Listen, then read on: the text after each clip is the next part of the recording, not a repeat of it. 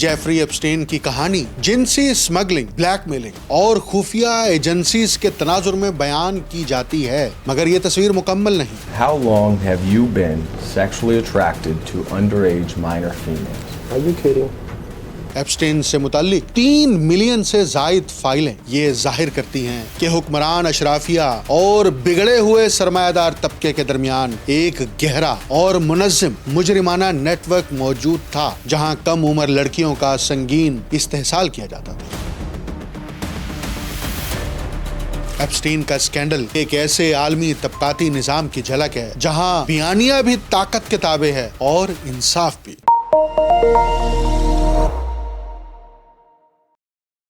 आप देख रहे हैं untold story with doctor Akmal Soomro. Jeffrey एप्स्टेन scandal, जहां साम्राज्यत, सह्यूनियत और अरब रिएक्शन एक दूसरे से मिलते हैं। जेफरी एप्स्टेन की कहानी अमूमन जिनसी स्मगलिंग, ब्लैकमेलिंग और खुफिया एजेंसीज के तनाजुर में बयान की जाती है, मगर ये तस्वीर मुकम्मल नहीं। एप्स्टेन का मामला महज चंद अफराद और इदारों की मुजरिमाना साजिश नहीं था, बल्कि इसे आलमी साम्राज्य निज़ाम और इसकी हुक्मरान अशराफिया के तर्ज अमल की एक झलक के तौर पर देखा जाना चाहिए और समझना चाहिए। तो जेफरी एप्स्टेन कौन था और इस कहानी का असल स्कैंडल आखिर है क्या?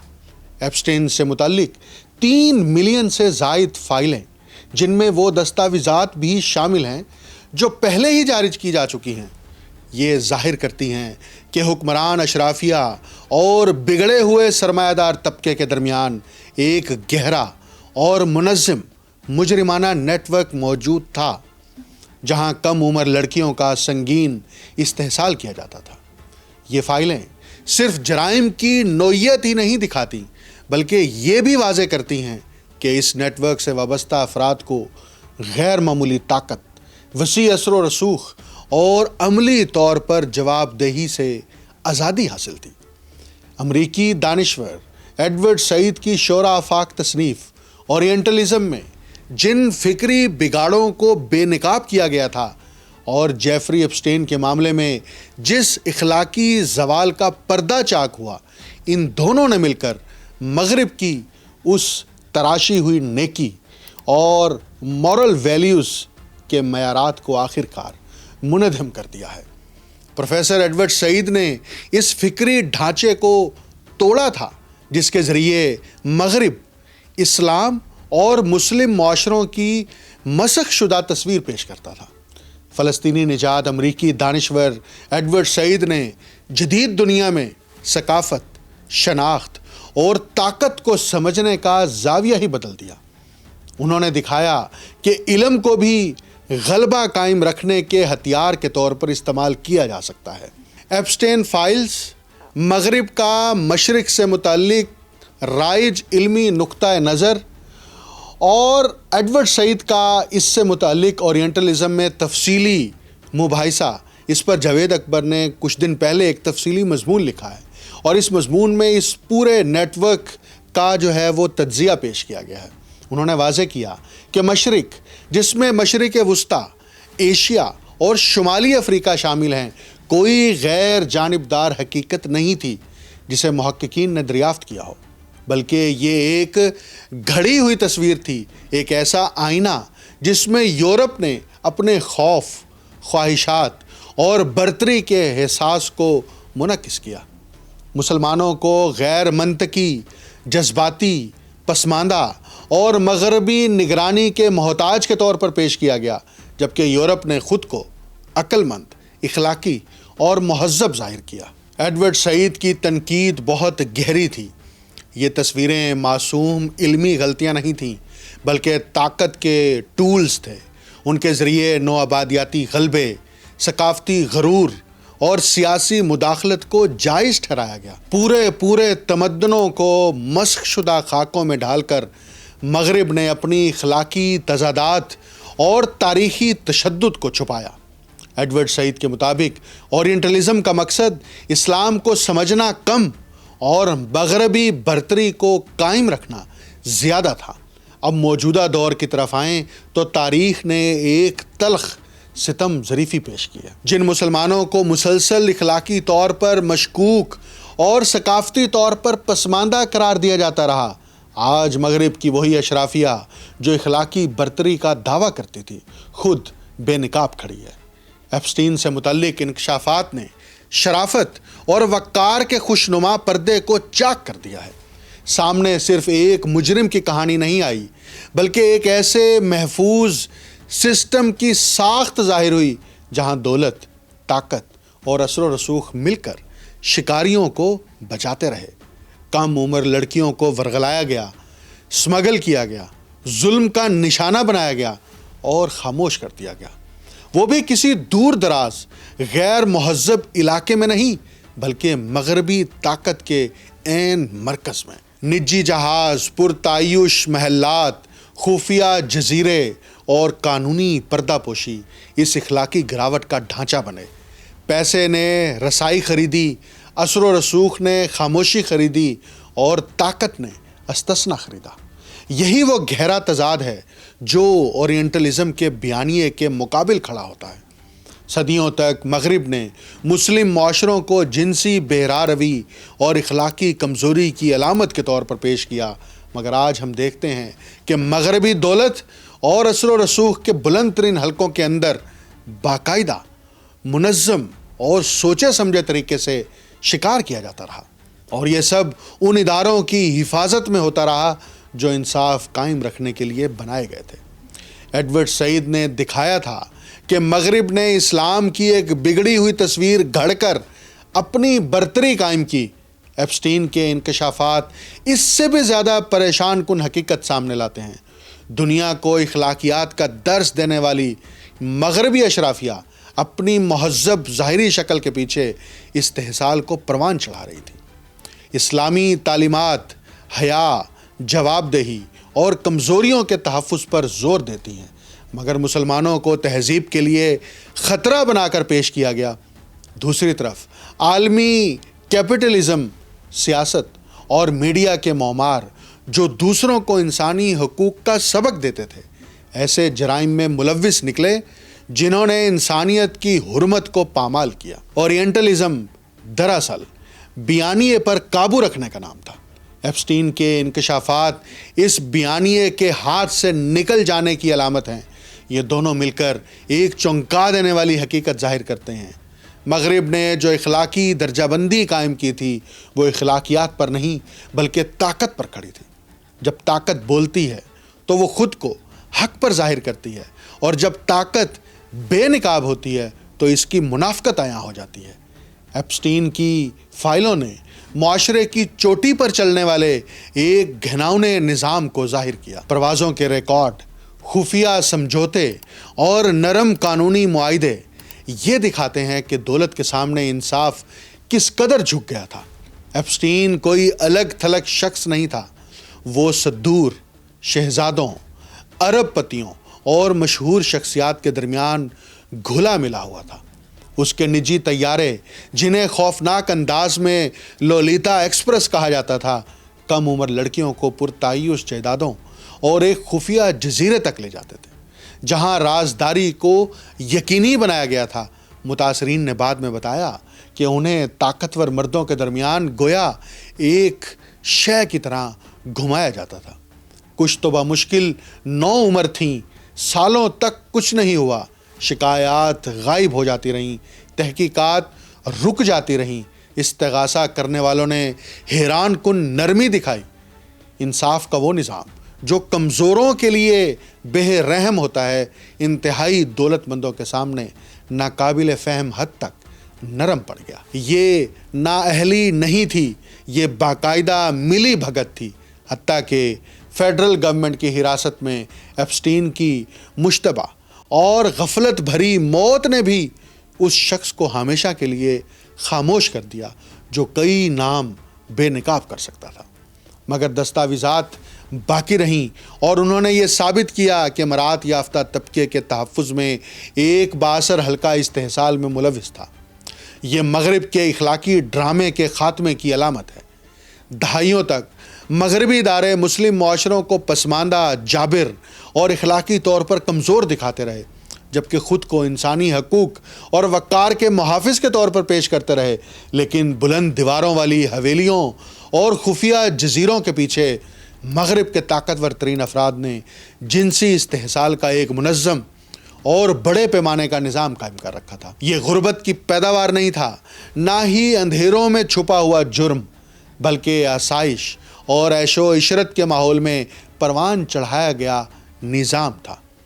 ایپسٹین کے انکشافات کسی مجبوری کے تحت ہونے والے جرم کو ظاہر نہیں کرتے، بلکہ عیش و عشرت سے جنم لینے والی اخلاقی گراوٹ کو بے نقاب کرتے ہیں۔ وہ ایک ایسے کلچر کو ظاہر کرتے ہیں جہاں ہر چیز، جسم، خاموشی، انصاف کی ایک قیمت لگائی جا سکتی ہے، اور خریدار وہی لوگ تھے جو عالمی پالیسی بناتے تھے، میڈیا کے بیانیے یعنی نیریٹیوز کنٹرول کرتے تھے، اور دنیا کو اخلاقیات کا درس دیتے تھے۔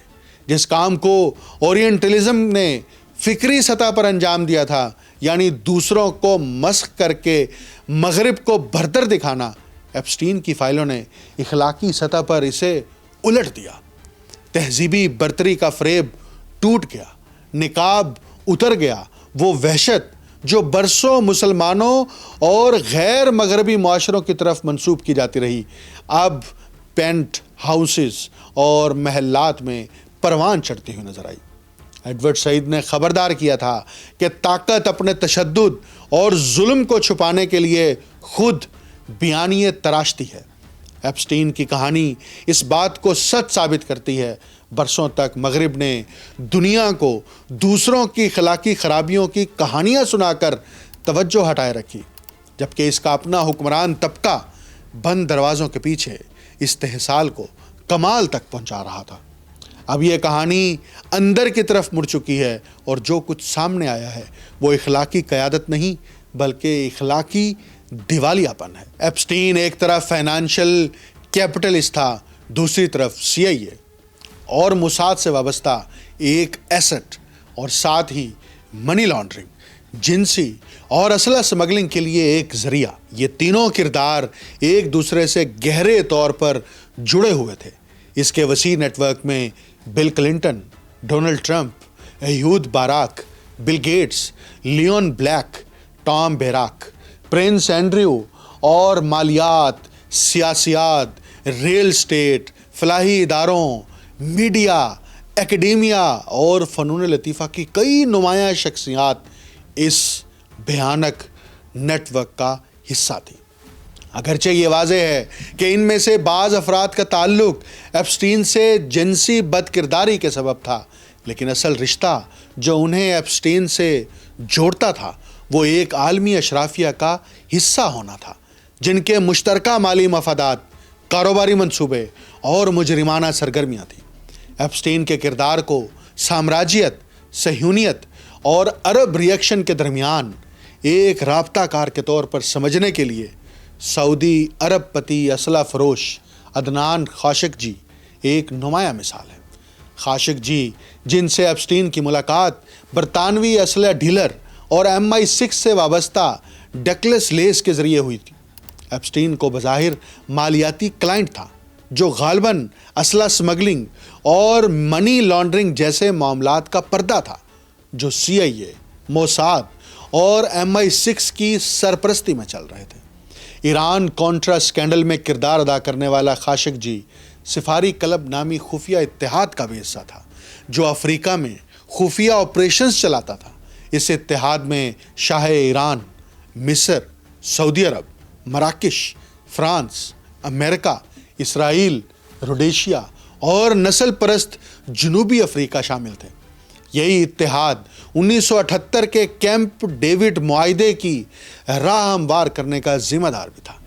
ایپسٹین نہ صرف اس قسم کے رابطوں میں شامل تھا، بلکہ اس کے اسرائیلی حکام، اسرائیلی انٹیلیجنس اور وسیع تر صہیونی تحریک سے بھی گہرے روابط تھے۔ اس کی دولت کے پراسرار ذرائع بڑی حد تک ان صہیونی عرب پتیوں تک جاتے ہیں جو عالمی سطح پر صہیونیت کے مقاصد کو آگے بڑھانے میں سرگرم تھے۔ ایڈگر برونفمن، سیگرام کے سابق CEO اور ورلڈ جیوش کانگریس کے صدر ایپسٹین کے پہلے بڑے کلائنٹ تھے، جس نے اسے عرب پتیوں کے ایک ایسے نیٹ ورک سے جوڑا جس میں لیکس ویکسنر، وکٹوریا سیکرٹ کے سابق سی ای او شامل تھے۔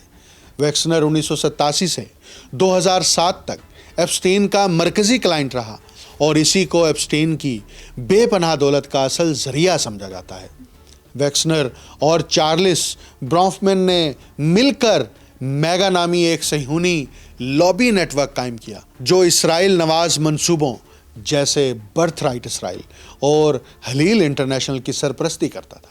اسرائیلی انٹیلیجنس نے اس نیٹ ورک کو امریکہ میں اثر و رسوخ اور جاسوسی کے لیے استعمال کیا۔ ایپسٹین نے بھی اسی تعلق کے ذریعے کاروبار، میڈیا اور سیاست میں اعلیٰ سطحی روابط قائم کیے۔ ایپسٹین کے وکیل ایلن ڈروشوٹس، جو ایک معروف صہیونی حامی وکیل تھے، انہوں نے 2006 میں اس وقت جب ایپسٹین اسرائیل میں روپوش تھا، ایک پلی بارگین کے ذریعے اسے وفاقی الزامات سے استثناء دلانے میں مدد دی، جس میں اس کے 4 نامزد ساتھی اور دیگر نامعلوم افراد بھی شامل تھے۔ ایپسٹین کی قریبی ساتھی اور بچوں کی اسمگلنگ کے اسکینڈل میں شریک گھیسلن میکسویل ایپسٹین سے اپنے والد رابرٹ میکسویل کے ذریعے ملی۔ رابرٹ میکسویل ایک صہیونی عرب پتی میڈیا ٹائکون تھا جس نے برطانوی پابندیوں کو نظر انداز کرتے ہوئے نکبہ کے دوران صہیونی ملیشیاؤں کو اسلحہ اسمگل کیا۔ رابرٹ میکسویل موساد کا ایجنٹ بن گیا اور اپنے میڈیا نیٹ ورک کے ذریعے اسرائیل کے لیے غلط معلومات پھیلانے کے آپریشن چلاتا رہا۔ اس کی وفات کے بعد اسے اسرائیل میں سرکاری اعزاز کے ساتھ دفن کیا گیا۔ ایپسٹین کیس کی بہت سی تفصیلات کو دبانے کی حالیہ کوششیں دراصل کئی دہائیوں پر محیط حکومتی پردہ پوشی کا تسلسل ہیں۔ حکمران طبقات چاہے ان کی سیاسی وابستگی کچھ بھی ہو، اس عالمی نظام کی اخلاقی گراوٹ کو چھپانے میں مشترکہ مفاد رکھتے ہیں۔ میڈیا اور کارپوریٹ اداروں نے بھی برسوں تک اس معاملے کو دبانے میں اپنا کردار ادا کیا، جیسے دیگر عالمی تنازعات میں ہوتا آیا ہے۔ صحافیوں کی مستقل کوششوں، عوامی دباؤ اور متاثرین کی آواز نے ہی اس کہانی کے کچھ حصوں کو عوام کے سامنے پیش کیا۔ ایپسٹین کے ان تعلقات سے ہمیں اس بات کی ایک جھلک ملتی ہے کہ کس طرح سامراجیت، صہیونیت اور عرب ریئیکشن کے مفادات ایک مشترکہ طبقاتی مفاد میں ضم ہو جاتے ہیں۔ یہ تعلقات اس حکمران طبقے کی اخلاقی پستی کو بے نقاب کرتے ہیں۔ کئی حوالوں سے ایپسٹین اپنے سرپرستوں، ساتھیوں اور خفیہ ایجنسیوں سے مختلف نہیں تھا۔ فرق صرف یہ تھا کہ اس نے منی لانڈرنگ، اسمگلنگ اور بلیک میلنگ کے ایک ایسے نظام کو کمال تک پہنچایا جس سے وہ خود بھی فائدہ اٹھاتا رہا اور دوسروں کے مفادات بھی پورے کرتا رہا۔ یہ کہانی اپنی گندگی اور وسعت میں منفرد نہیں بلکہ ایک ایسے عالمی نظام کی نمائندہ مثال ہے جو استحصال اور جبر پر قائم ہے۔ ایپسٹین کے نیٹ ورک میں شامل عرب پتی، سیاستدان اور خفیہ ادارے وہی ہیں یا انہی جیسے ہیں جو دنیا کے دیگر بحرانوں میں بھی سرگرم نظر آتے ہیں۔ یہ تعجب کی بات نہیں کہ وہ طبقہ جو دنیا کے مختلف حصوں میں انسانیت سوز مظالم کا ذمہ دار ہے، وہی بچوں کے استحصال اور سمگلنگ میں بھی ملوث پایا جاتا ہے۔ ان کی پرتعیش اور بے حس زندگیوں کی بنیاد اجتماعی انسانی المیوں پر رکھی گئی ہے۔ ان تمام حقائق کو یکجا کر کے دیکھیں تو ایک بڑی تصویر سامنے آتی ہے۔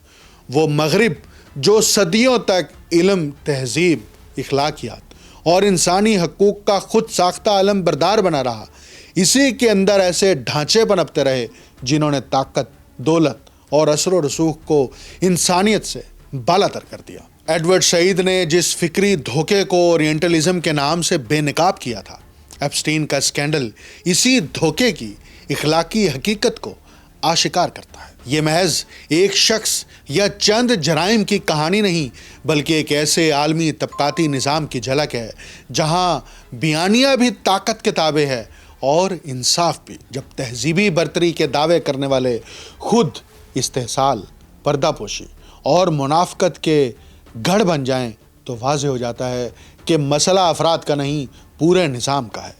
ایک ایسا نظام جو اپنی برتری قائم رکھنے کے لیے دوسروں کو بدنام کرتا ہے اور اپنی تاریکی کو چھپاتا ہے.